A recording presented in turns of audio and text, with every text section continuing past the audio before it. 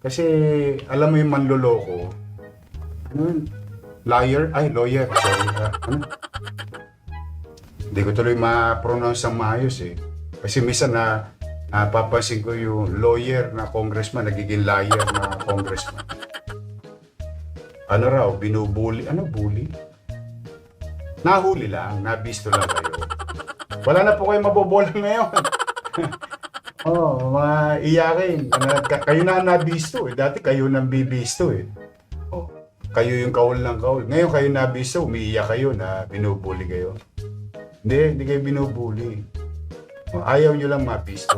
O tapos ngayon, pag nabisto, tuturo mo DPWH. Kawawan DPWH. Unti-unti na nabibisto yung ano eh. Yung mga congressman. Mga naging contractor. Ang tawag, anong bagong word nila? Contractor. Contractor. Malay mo, meron niya sa Maynila. Kasi, yung nahuli ko kahapon ay isa sa listahan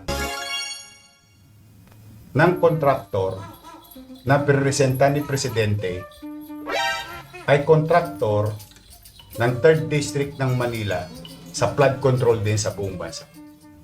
Kahit na anong pagsisinungaling nyo, hindi namin alam yan. Gumagawa lang kami ng batas. Lelang yung panot. Oh,